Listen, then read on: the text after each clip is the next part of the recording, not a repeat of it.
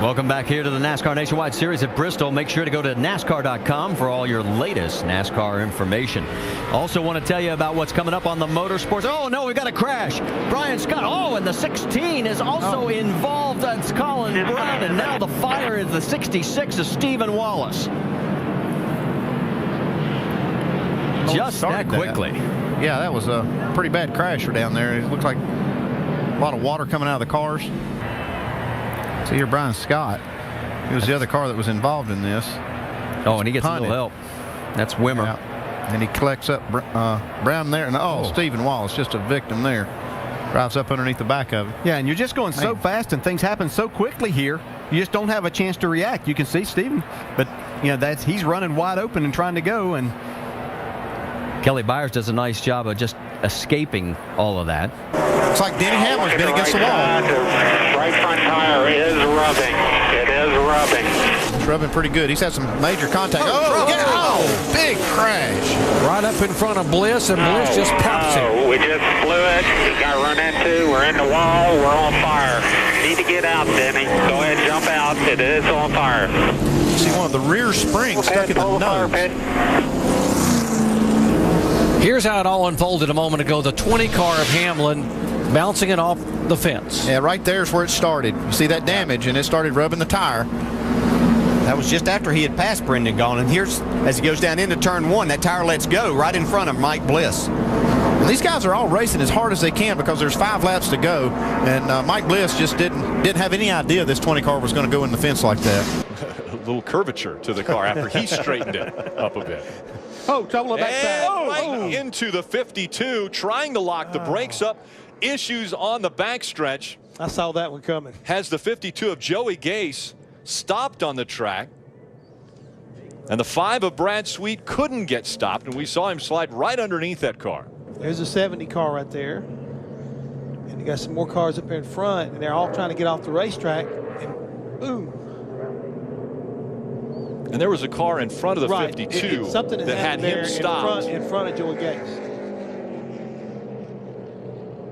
So Joey had stopped to try to avoid this. Exactly.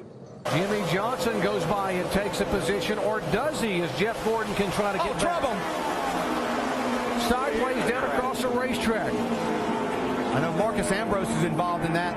Elliott Sadler, Reed Sorensen. Allmendinger is there, the 31 of Jeff Burton, who was having such a good run. Dale Earnhardt Jr. Man, a lot of cars torn up here. You can see there are at least 4 wide here, but it looks like First contact looked to me like it was Elliott Sadler into the back of Junior. Yes, I was going to say. That's what triggered everything, but they were only asking for trouble at 4 wide. We've talked about how wide a racetrack this is, but it wasn't wide enough for that. These guys just battling as hard as they can right here at the end of the race, trying to get the spots. And now's when it's all going to happen. Get low. Come through the middle, right where you're at. Keep coming straight. Crash on the track. Just talking about Denny airborne. A.J. Allmendinger, Jeff Gordon, David Rudiman, Matt Kenseth all involved. You see Denny down on the inside right there. That thing just turns right. Yeah. It's like something strange. That was really strange. Wow.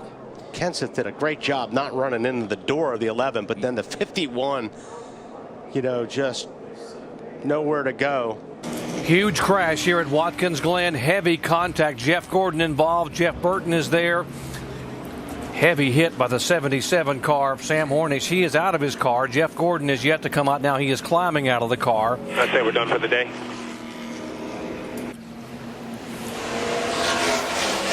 We saw this happen with Jason Leffler's car the other day, get thrown back, and Jeff Gordon wide open, nowhere to go.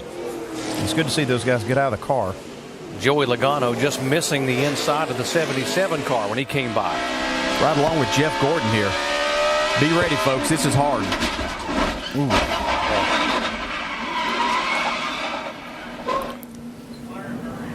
Man, just no time to do anything. And there's no safer barrier there. That's just an Armco barrier, steel barrier. Fortunately, Jeff able to get the helmet off and walk away. Another big one in turns 1 and 2 at Daytona. You look at Brian Scott in the 33. Fire underneath that car. He'll have to come to a stop. Fire extinguishers putting that out inside of the car. take a look at what happens. The 42 of Kyle Larson completely sideways. He gets down in the apron. You see the sparks where the track bar mount hits the ground. He saves it, but he comes up the track, has no choice but to connect with the 19, who then starts to spin. Brad Keselowski gets a face full of sparks. The 17 does go around, and now the track is blocked. Now these guys are trying to find a hole through, and the 2 gets woed up, and the 3 kind of gets woed up, but then you see Carl Edwards goes back up the track, and here comes Brian Scott with a full head of steam, makes big contact with the back of the 19. Yeah, Brian Scott looked like he was going to be able to get through this clean. He was accelerating to try to get by the cars, but then up came Carl Edwards from the bottom of the track. Polly Haraka, there you see him in the 52, got into Alex Kennedy, both set to make their Sprint Cup debut today, and here's a replay of what happened. That's just guys not paying attention. That's all right. that is. 19, the white machine of Alex Kennedy, and Polly Haraka apparently not watching what's going on in front of him, just drilled him. I have no idea what he was doing on that. Thank you, Alan. And back to green flag racing. Joey Logano down into turn number 1. Whoa, look out, contact. We're going to try and go 3-4 wide again. Somehow we're making it through so far. Oh no, we didn't. Further up. 3, 4. That's Allgaier. Cautious out. Oh my, look at this. Tony Raines as it just stacks up there. We got cars stacked on top of cars. What's the 38? He has a hard hit.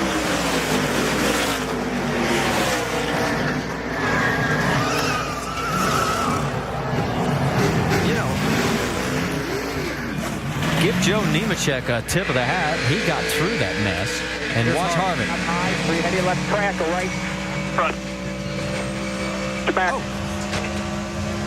Wow, what a job Harvick did. That was 2 cars that came in after Harvick was there, and he stopped and... It was like a big Lego pile that fell down, and we didn't get touched. 10 to go. They come into the restart zone. Kyle Larson, the outside. Carl Edwards on the inside. Green flag back in the air. They're blocking. Good go down low. Carl Edwards into the wall. He got tagged by the 22. Big hits by the 19. And the caution comes back out again. That is exactly what we saw Joey Logano was going to try to do. Big fire of the 78. But that is what we thought was going to happen. Obviously, the wreck isn't what we thought.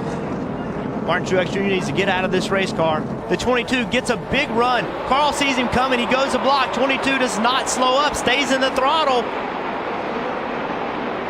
Big wreck. His teammate and back into the lead. You know, one of the things that I picked up on in some of the interviews we did from Denny Hamlin talking about the Toyota engine, apparently some of that valve train problems they were having at Daytona carried over to the unrestricted engine, and they've had to back way Trouble off. Turn 2. Casey Mears. Ooh, gets tagged and nowhere hard. for Dale Earnhardt Jr. to go in that 88 car. 2 more cars hard in the wall behind them. One is Hornish. Someone has run underneath the 5 car, it looks the like. Others Reed Sorensen, and Mears ends up on his roof. It's Sam Hornish in the 77, because I knew the car just picked up off the ground all of a sudden. You couldn't even see Hornish from our angle. It's up high, and he just loses it there. Comes down right. Just clipped Dale Earnhardt Jr. Got turned him around. But now this is when it really is bizarre. Watch this. Hornish already had damage, and the hood was up so high he couldn't see out of the windshield, I don't think. These 4 have separated themselves. Sparks coming out of the 9. Up the racetrack he goes. Contact is made. Jake Crum into the back of the 9. Caution comes out again. It looked like Hornaday may have had a tire going down. Could not keep his truck down. Jake Crum came along. Looked like Ryan Blaney barely got by on the outside. And then look at all the damage to Jake's truck. Jake drove down into turn 3 running 180 miles an hour. You can't just change directions instantly. We saw Ryan Blaney barely slip through the outside, but there just wasn't anywhere for Jake to go. There's the evidence of Ron been in the outside wall. See the concrete in his front tire. That's why he couldn't turn when he got down to turn 3. That's James Buescher on the outside of Rick Crawford. Here's 2 and 3 wide just behind him coming out of 4. Oh, Taylor Molson was completely sideways and spinning through the grass. And back out onto the racetrack in front of a few trucks. Oh, Skinner gets clobbered. Skinner gets hit hard down into turn 1. On his side is Mike Skinner, back on the wheels now. He got hit very hard. He was... I'm okay. He got turned around after Malsom spun off 4. I just happened to be watching it. Let's take another look. The caution lights are going to come on, I believe, when Taylor Malsom gets sideways. There's Skinner up ahead. See him on the inside of the 13 of Johnny Sauter. Oh, Sauter pinches him a little bit low. Pinches him into the grass. Now watch this. There's a white now. truck that clobbers him. Watch this. Right there. Very hard hit. Got completely underneath that 5. Hard hit. Is that TJ Bell? I believe in the 11 it is. truck? I believe it is. Take another look. There, Skinner was in the grass. Now you see the caution light come on. See the roof flap goes up, and then TJ Bell. Ooh, wow. He had no idea. TJ Bell had no idea that 5 was coming up the racetrack.